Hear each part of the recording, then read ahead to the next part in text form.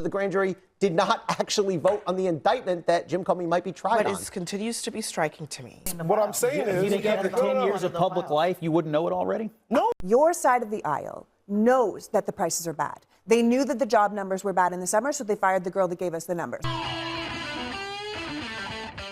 Let's hop into a CNN panel discussing the failed Trump economy, the disaster and chaos behind the scenes as well, and more. So if you can, leave us a like on the video. It helps us out a ton. We really want to get to 30,000 subscribers, and let's just get right to the breakdown. Your side of the aisle knows that the prices are bad. They knew that the job numbers were bad in the summer, so they fired the girl that gave us the numbers. They knew that the job numbers were bad in August, so they hired a yes man to do it. Then they didn't release them for October because the job numbers are terrible. And they know that the economy is terrible because they're on Fox News saying, by the way, for Christmas this year, you don't need to buy gifts for anyone over 18 or anyone under 3. Let me play that soundbite. Do you have that? Oh my God, stop. Remember, adults don't need gifts, okay? Focus on the people in your life who are age 3 to 18. Grandma doesn't need slippers. If they don't live by you, don't get them a gift. Bro, if you want to talk about killing Christmas, like they are literally priming their audience for not having enough money to buy presents. It's actually scary, kind of funny though, because like under Biden especially, the talking point from MAGA was Bidenflation is a tax on the poor,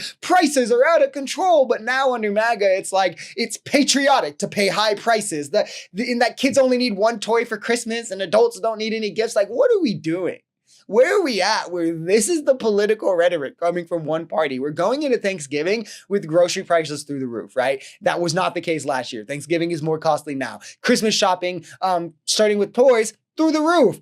Way more than they were just last year under Biden, rolling into a full holiday season, and it's all because of MAGA policy. You can draw a one-to-one line to the Liberation Day tariffs, stopping everything from this trend to now on this trend, right? And Trump's inability to put the working class first means there's not a solution incoming. She didn't add or change the substance. That said, it is technically true that the grand jury did not actually vote on the indictment that Jim Comey might be tried on. What continues to be striking to me is that the administration that keeps talking about merit-based whatever keeps putting people who are not qualified into jobs, and then they make egregious mistakes, and then we are supposed to just ignore it as if it's not happening. I mean, it's the reason we all knew, right? And the actions just kind of confirm it. The whole merit-based talking point, those lines, that framing was just an avenue that allowed racism, right? It's finding moral high grounds to do racism for them, in so much that you could be questioning the merits of Black people when they're in positions of power, as if Black people were given any handouts in this country rather than having to work twice as hard to see half the results.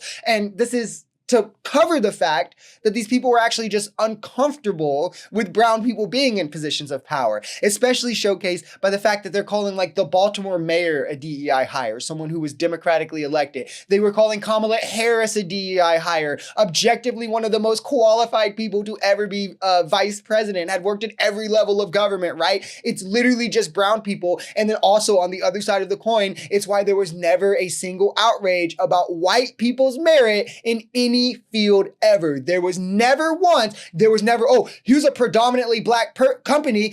Why does this white person work there? They never did that because it was about skin color. Despite white people being overrepresented in many fields, Black people not overrepresented in a single one, but apparently Black people are getting the handouts. Or why did they ever bring up white women who were the largest beneficiary of DEI? Again, it was just an avenue to do racism. What we're talking about here is over 1,000 women, according to the Trump FBI, who were victimized by Jeffrey Epstein, young girls and women.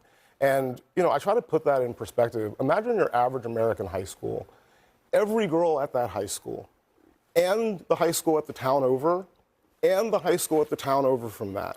And I really don't think this is a Democrats versus Republicans versus Trump issue. This is a powerful men who did very bad things, and their victims. And there's really only one side that, at least the way that I was raised, it makes sense to stand on. And I really have real questions for anybody who is trying to obfuscate or diminish what's actually going on here. And again, Scott, you keep saying, well, he didn't do anything, there's no indication of criminality. If that's true, he should be elated that we're putting these things out. It's not if that's true, it is true. Can you name any evidence?